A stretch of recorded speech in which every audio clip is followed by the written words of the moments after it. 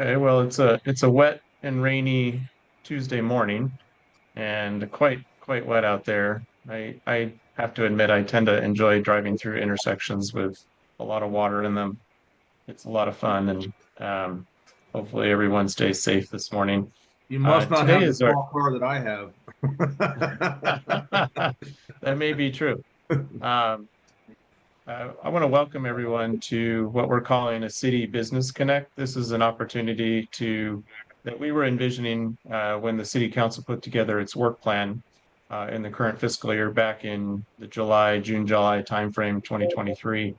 And we're launching that this in the early 2024 year and plan to have a 30-minute meeting scheduled each month. So we haven't landed on a specific date, so we will land that soon. But we have so many programs that we want to talk to the business community about, and we're recording this. So those that can't make it and those that learn about this down the road will have an opportunity to see this later. But there are a number of programs that impact the business community that we want to share. And I want to take a moment to acknowledge the partnership that we have with Cindy Lemke and invite Cindy to say anything she would like to about this event and some of the other work we've done before I get into some of the program details.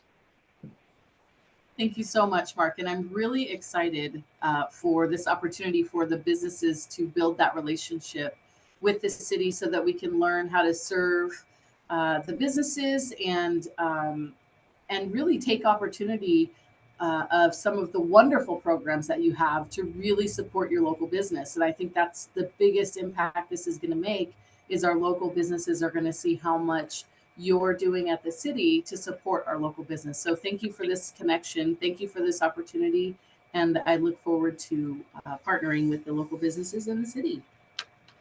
Thank you, Cindy. So we have invited some key staff to participate on this call to help us answer questions at the end. But the vision is we're going to try to keep the city update 5 to 10 minutes each time in a 30-minute call. Make a lot of time available for Q&A in case people have questions. And I'm going to just jump right in. So uh, back to the work plan briefly. The city council in July last year, we have a fiscal year that runs from July 1 to June 30th, put together a list of 84 initiatives. And so we're hard at work working on those, advancing those. One of the commitments in that plan was to begin a business walk program, which we've done now for about 5 months, I think. Visited different businesses around town, but a second half of this work with their business community was to put together some form of a communication like this. And we're hopeful that this is a format that makes sense for the business community and can be a place where we can touch base periodically as a partner with our business community. So appreciate also all the people that have the ability to turn on their cameras. That's great. And it's nice to see faces. I'm Mark Prestwich. I'm the city manager of Hemet and have been here for just about a year now. And today I want to talk to you about some of the programs that we've launched with support of our council. The first one is a vandalism relief program.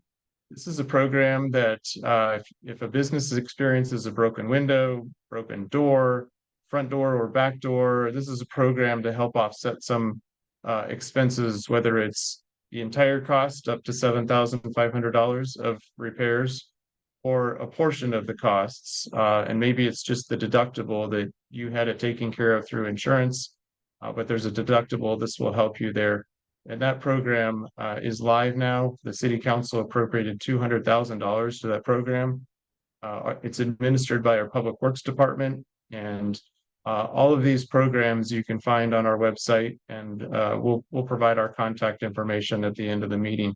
But we really have just only had a few businesses that have taken advantage of this program to date. We want to make sure people are aware of it. Our police officers are trained to let someone know when they experience this type of situation, if they have a broken window or vandalism to a door, etc., or some part of the shell of the building, to let them know that the city has a program. And the vision here is that we support you during a tough time. It won't cover contents on the inside of your building, things like that, whether it's a computer or goods that we're taking. But we're hopeful that this type of program will help you during a difficult time. The second program that has launched is called the Trash Enclosure Pilot Program. And this would affect you if you're a business on a commercial corridor that has a large bin or bins that don't have a locking top. So imagine a trash enclosure at a building that was built pre-1990. A good example of this is Milano's Pizza on Stetson. The building was built before 1990. It doesn't have a space for a recycling container. What this program will provide is a grant up to $20,000. We hope that it will offset almost all, if not all, of the costs of building a larger trash enclosure or a trash enclosure they will all require a roof and a locking door. And the intent here is not only to beautify the city and put those mostly unsightly bins out of sight because they are an attractive nuisance. We've been working with CR&R, and occasionally we'll replace a bin because it receives graffiti. But it's a place for illegal dumping today. It allows for scavenging. But imagine tomorrow when these trash enclosures, you can't see the trash bins, you don't have scavenging. In some cases, we have people living in the trash enclosure, and they'll push the bins out. Tomorrow's world isn't going to look like that. We have appropriated $500,000 for this program. So we believe we can do about 25 different trash enclosures with the funds that have been appropriated to date. That's a current year appropriation. And I expect that next year, beginning in July, we'll appropriate more money to sustain that program. And part of the reason is because the council has set in motion an ordinance that will require trash enclosures for all commercial properties by January 1, 2026. So this is really important for the business community to have access to grant money today so that the cost is borne by the grant, not the individual business or property owner. And we want to make sure that we advocate as much as raise awareness of this program and see as many projects move forward. We'll be reaching out to the contractor community, hoping that they become sort of the salespeople on behalf of this program to let businesses know that there are dollars available to help in this regard. So that second program is called the Trash Enclosure Pilot Program. We're in motion right now, but the council approved the first reading. This is a third program.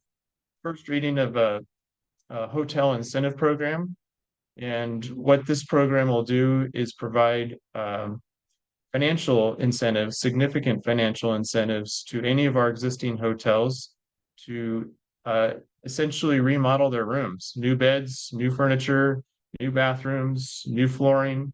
If they need a roof or a parking lot improvement, all of that can be taken care of under a program like this. This program is paid for through the incremental revenue increase that will come from a remodeled home, a remodeled property. So if you think about the Days Inn, for example, this is one of our distressed hotels. It's rated 1.2 on Yelp. You know, on Yelp, a 1.0 is that's the lowest possible rating. So we want to help businesses like this go through the type of investment that they should be making every approximately 7 to 10 years and upgrade their product. And it's okay if they change the name, right? Whether it's a Days Inn tomorrow or a La Quinta, which is the next level up on that type of that particular company's portfolio of properties. This program is intended to create a more welcoming guest serving facility in our community. And so there's no, other than future dollars lost, and we really do see future dollars gained when we see our hotel stock transitioned into a better product. And we're hopeful that our hotels will take advantage of this program. And if you know any of those hotels, we've met with members of that community twice now. But if you know some of those folks, please share this program with them. We'll be having and scheduling individual meetings with each hotel, but we want everyone to know about this program.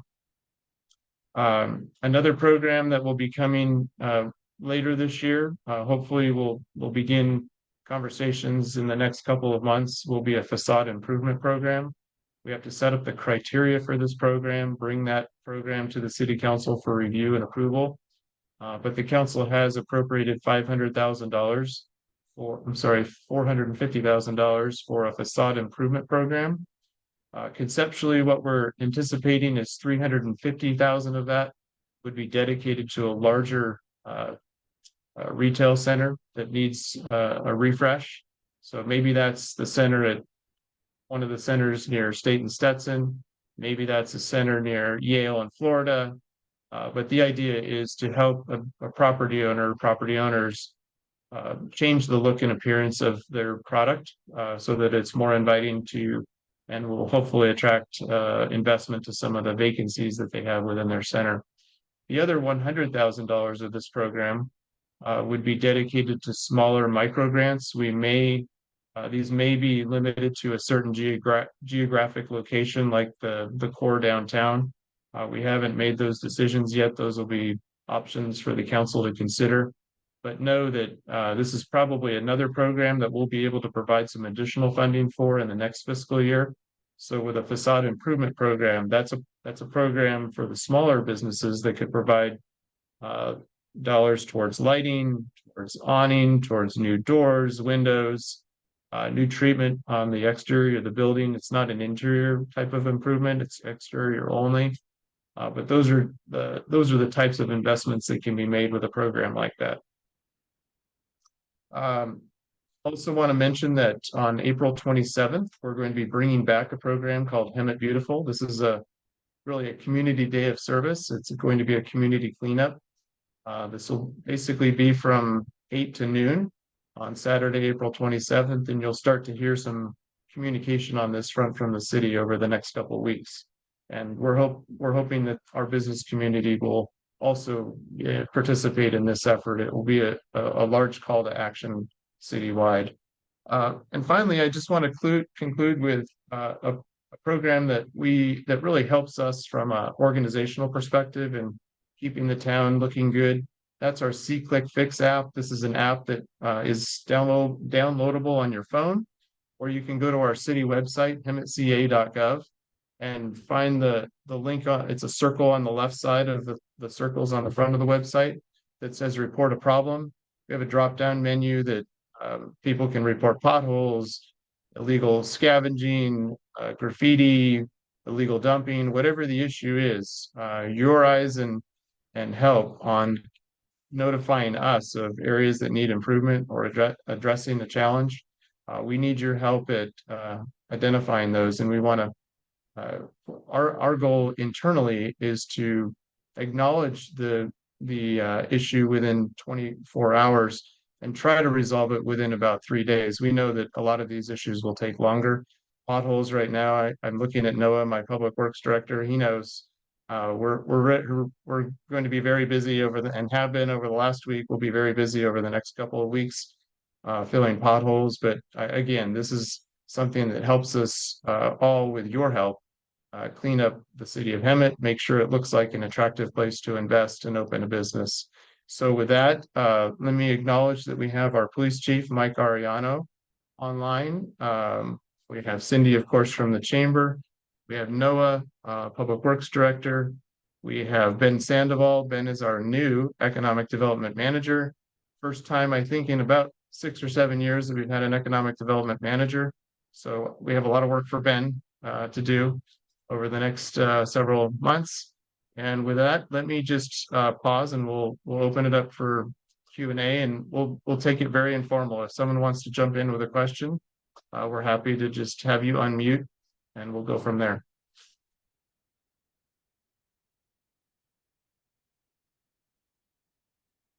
And good morning, George. George, do you want to introduce your business since you just moved to town from across the valley? Yeah, my name is George Calvillo.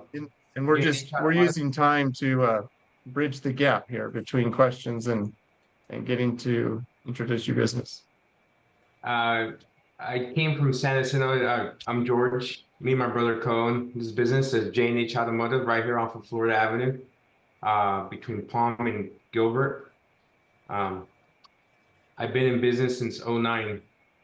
So I started originally in Hemet off of State, then moved to San Jacinto, then junctioned over here. But that's who I am.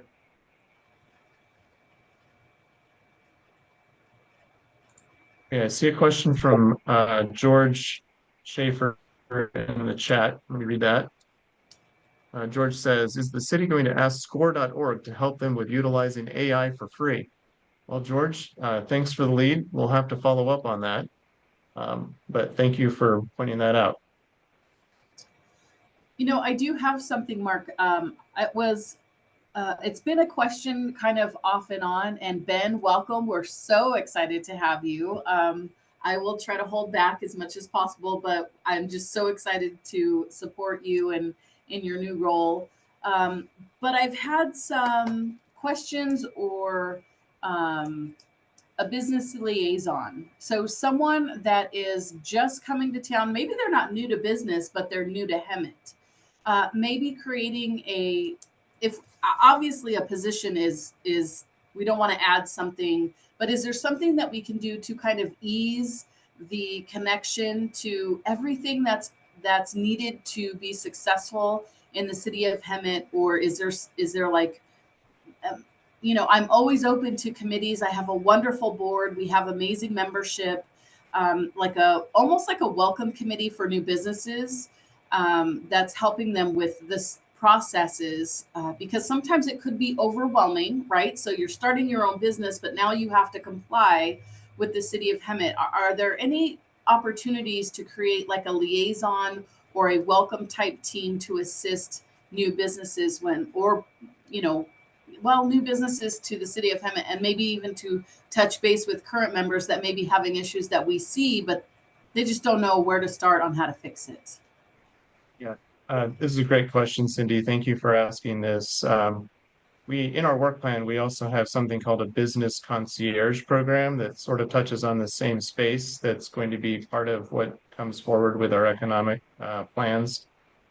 One of the to-dos on Ben's list is to develop an economic development strategy. And Ben, in many ways, is going to be that person that you're speaking to on the development side. And while he's positioned in the community development department where planning takes place, he will be liaisoning with building, which is over in our fire department, and also liaisoning with public works. So he will be a troubleshooter and facilitator for business investment that's happening in the city. We're grateful for having Ben wear several hats in that respect, but he's going to be exactly that person. And I should also take the time to mention that the council, we're very fortunate that the County of Riverside secured a grant to help with homeless efforts, homeless mitigation efforts. It's a grant that's second largest in the state of California, I believe, about over $10 million. The city of Hemet and the city of San Jacinto are both receiving $682,000. What we're going to do with those dollars is hire someone we're calling a community solutions coordinator. Some cities call this a homeless solutions coordinator. We see it as a broader opportunity, not only to help certainly on the homeless front and make sure that we're getting everything we can out of our investments with CityNet, but importantly, we have a daily focus on the efforts that are happening on coordinating all of the city departments that touch homelessness. So right now, that's the police department, that's the fire department, and building life safety, which has code enforcement. That is our public works department, and certainly my office. This position, the community solutions coordinator, is going to be housed in the city manager's office, but we'll be working with multiple departments and other groups externally that are helping on this front. That position too is going to be tasked with two additional duties. They're going to become our C-Click Fix czar. So every morning they're going to look at the C-Click Fix portfolio projects or issues that have come in and that we've received from the community. They're going to be driving the town, adding more to the mix, helping to kind of triage and manage what they see out there. And they'll be part of marketing and raising awareness of the city's efforts. And finally, they're going to be tasked with becoming the city's ombudsman. So that's really a troubleshooter as well, right? So while we really think of Ben as someone that's going to help on the business front more specifically. We do know that the city ombudsman will also be someone that integrates well with Ben, but will also have this other focus. So last Friday, I'm happy to tell you we had interviews. We had a lot of good candidates. In fact, we had 70, I think we had 77 candidates apply for this job. We interviewed 7 individuals.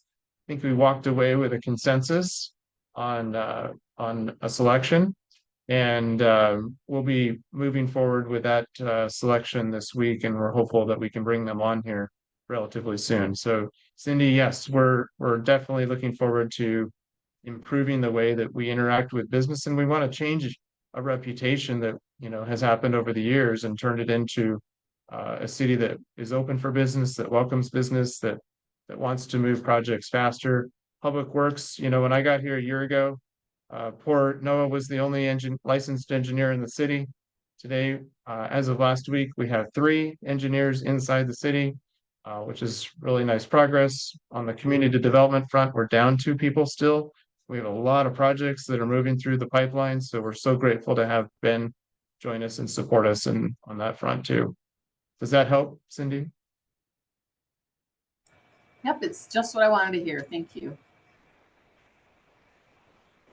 Are there other questions that we can answer today before we wrap up?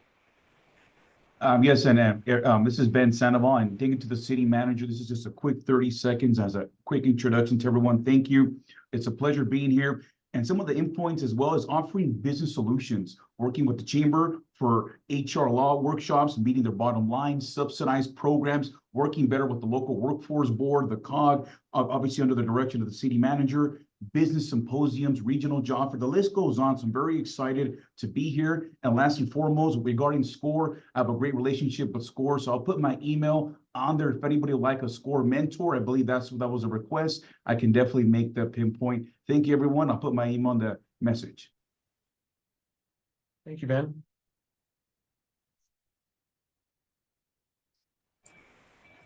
Vanity, go ahead and unmute yourself. You can't unmute it. Good morning. Thank you. I was trying to have some technical difficulties there. So good morning. Thank you for this. This has been extremely informative. I'm Vanity with Neighborhood Link. And I think a lot of this is amazing. I was going to mention, Mark, we actually, because we send out a direct mailer to a lot of the new residents when they move in town, I would love to create some type of QR code for the SeeClickFix. So that our new residents, when they move here, get a chance to also stay informed in any of the city things that we may have and any of the updates from that. If that would be helpful, it's kind of an additional marketing thing for that. That'd be great. We do use QR codes. In fact, we have business cards with about 6 different programs, 6 different QR codes on the back that we're arming our council members with. So we'll look forward to partnering with you on that, and Ben, make sure you take notes on that opportunity.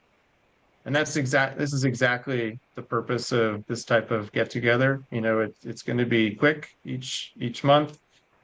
We can adjust the frequency, right? If there's something really important, we'll call a special meeting, we'll get online and we'll talk about it, right? And we'll share this meeting with others that were unable to attend so people can learn more. Thank you. And Ben just put his email in the chat. And thank you, Ben. Wonderful. bsandoval@hemetca.gov. I really want to thank you for making the time with all of the departments and the city. This is going to be really, really great for morale of the local business, because I think it's really important that they understand they're not alone. They have the chamber, they have the city, they have the community. So this is a wonderful new direction. So I'm really excited. I hope to get this place packed and get everybody aware of what we can do together. So thank you, Mark. One last thing to close. Sometimes it's the little things that I even forget when I put together all the things I wanted to talk about and try not to take too much time. I overlooked one small issue, but it's an important issue, and that is with street sweeping. It's not something we're going to notice today. The streets are going to be spectacular when the rain's done, but when it's not raining out, and of course that's most of the time, our city frequency for street sweeping the commercial corridors was once a month. And that's, or I'm sorry, every other week, twice a month. But that's really a lot less than most cities. Most cities sweep their commercial corridors weekly. And so we took this to the city council, asked them to invest a little bit more in the street sweeping. It actually didn't cost very much to adjust that level of service. And so what you're going to see moving forward, and I think they've just made this transition in the last week or two, is weekly street sweeping on the commercial corridors. And then there are other areas like think about Sanderson in the middle, in the turning lane in the middle that doesn't have a raised median, right? The city-owned streets that don't have the raised medians.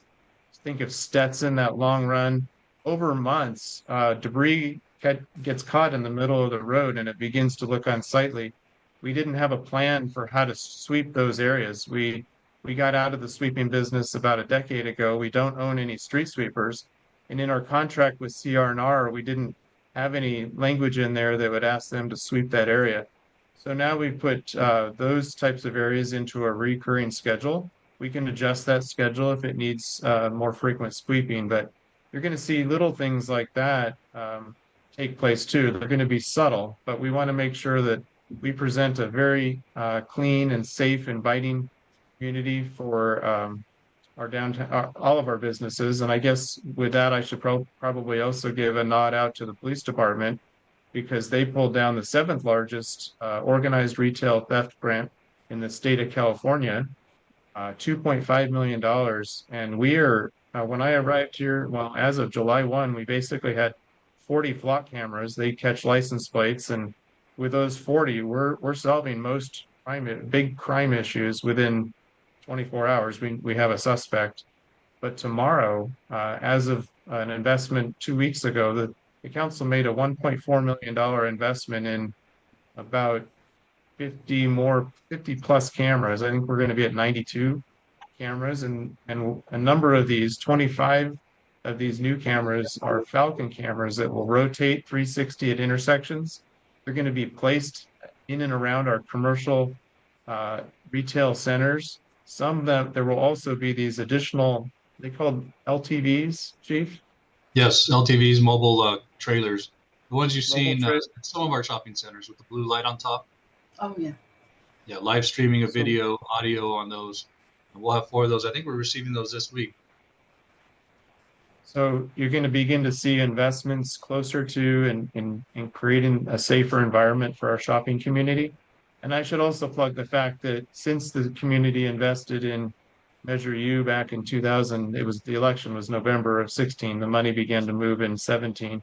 These types of investments, along with our drone program that we launched last year, we've seen our crime rate basically, it was above the state and federal averages. It was actually quite a bit higher than the state and federal averages back in 2015 era, 16 era.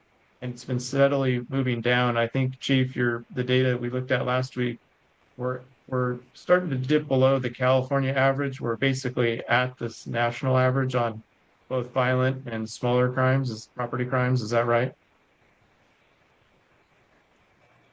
That's correct. We're below state average, and we're about even with nationwide average right now, and still trending downward. And the chief and I, and I know the council, we're not satisfied with that.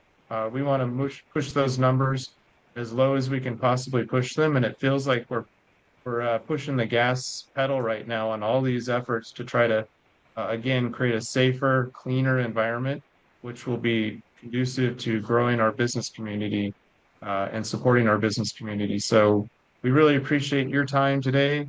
We're hopeful that these programs help. If you have other ideas, please share them with us. Ben Sandoval at B Sandoval is a good place to start connecting with the city. And please share this and awareness of this. We'll try to get the word out as best we can through a number of different ways. People can also sign up on our city newsletter. It's called City Update. It's out every other week. And if you click on the button on the front of our website, hemetca.gov, there's a button to sign up for updates. We just need your email address and we'll drop it in there every 2 weeks. So thanks again, everyone. And we'll do it again next month. Take care. Bye, guys. Thank Thank you. you.